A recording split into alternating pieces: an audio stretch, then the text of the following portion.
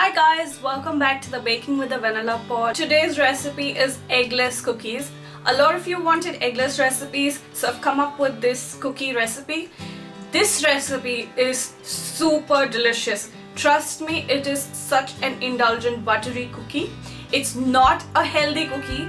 I wouldn't suggest you to make this if you are looking for a healthy cookie recipe, and I would also suggest not to replace the ingredients in this recipe with healthy ingredients. Use this recipe the way it is because this recipe makes super delicious indulgent butter cookies, and trust me, you are going to love them. Best part about this cookie dough recipe is that you can make it in bulk and freeze the cookie dough, like the raw cookie dough, and you can take it out of your freezer and bake them fresh whenever you're craving a cookie.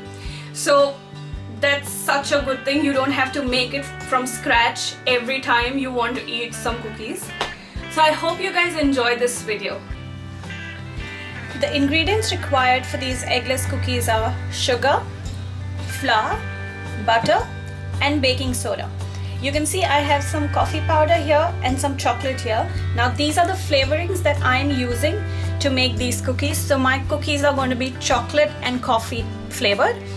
But if you don't want to use coffee, just omit it completely and you can add some vanilla essence. If you don't want the chocolate and you want just the coffee, you can do that as well.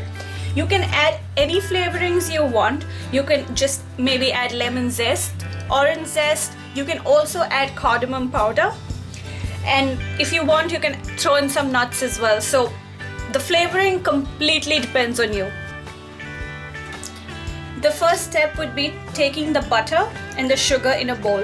Now you can see I'm not using a stand mixer. You can totally use one, it would be faster, but I just wanted to show that you can make these delicious cookies without any fancy equipments, just a bowl and a whisk. So you want to take your butter. Now make sure the butter is soft. That is the key. You want it to be soft. Try not to melt it. You can see I have a little bit melted butter, but that's okay. Don't melt the entire butter. If you've forgotten to soften your butter, you can put it in the microwave. Step 1 will be whisking the butter and the sugar. You want to keep mixing it and creaming it till you see that the butter and sugar have become one soft mixture. In this I have used castor sugar. If you don't have castor sugar, you can use powdered sugar. Now to make powdered sugar, it's really simple. Just take the normal sugar that you have in your house, put it in your mixer and make it into powdered sugar. Now if you have powdered sugar, it will just incorporate it faster. Castor sugar is also fine because it's really fine granules, so that will also incorporate faster. If you use grained sugar, you are going to sit here for hours creaming the butter and sugar, because the grained sugar is going to take ages to incorporate in the butter. So I would suggest either use castor sugar or powdered sugar. You can also use brown sugar. Once your butter and sugar are combined, at this stage you want to add your flavorings. If you're adding chocolate chips or chocolate chunks, that you want to add at the later stage. And then just give it a mix again. Once your flavoring is added, you want to change to a spoon. You can use a wooden spoon, a rubber spatula, just normal spoon. You can use your hands as well, because at this step you want to very gently incorporate all the dry ingredients. You don't have to use too much of force. And if you're using a mixer, a stand mixer, you want to keep it at the lowest setting and make sure you don't overmix the dry ingredients. Flour and baking soda. Now I'm going to gently mix it.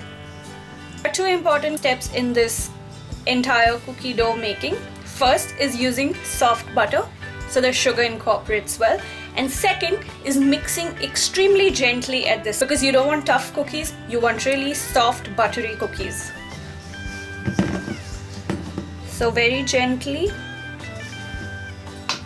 Once your cookie dough comes together like this, you want to stop here, and then if you're adding chocolate chips or chocolate chunks, you want to do it now, and then again give it a mix.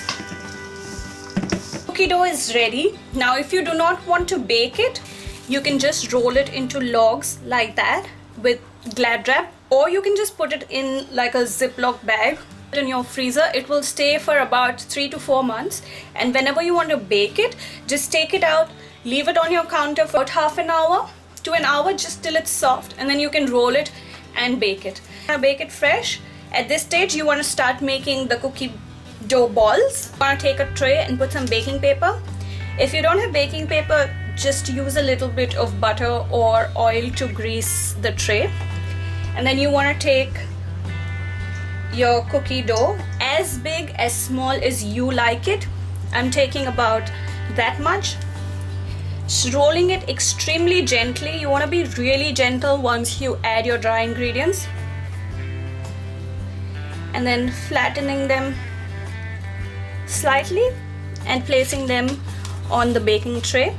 Now you want to space these cookies really well because they spread in the oven. Do not stick them close to each other.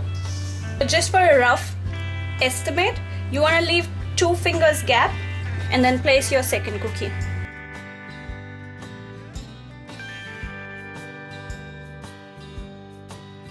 I've got 8 cookies on this tray and I have that much left over. So I'm just going to roll it and put it in my freezer. These I'm going to bake at 170 degrees for about 15 to 20 minutes. Now again, the timing differs on to the specific oven you are using. So start with 15 minutes. They should be nice golden brown, and these cookies crack, so don't worry. That's how they're supposed to be. So now I'm putting these in the oven.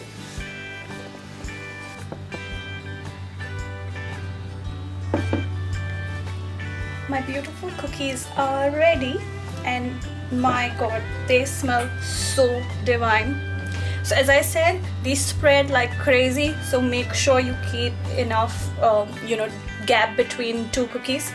Also, these are really large. You can roll out smaller cookie balls and they'll make smaller cookies. There's one bad part about this recipe, that is you have to wait for at least half an hour to eat these cookies, because when they come out of the oven, they're really soft. You can't even lift them off the tray. You have to let them cool for half an hour on the tray. I hope you guys enjoyed this video, and I'm sure you guys are craving for some cookies now. So you should definitely give this recipe a try. And if you like it, please share it to your friends and family, and also subscribe to our channel. It's completely free of cost. Click that like button so I know you guys are liking the videos that we are posting. Until next time, happy baking.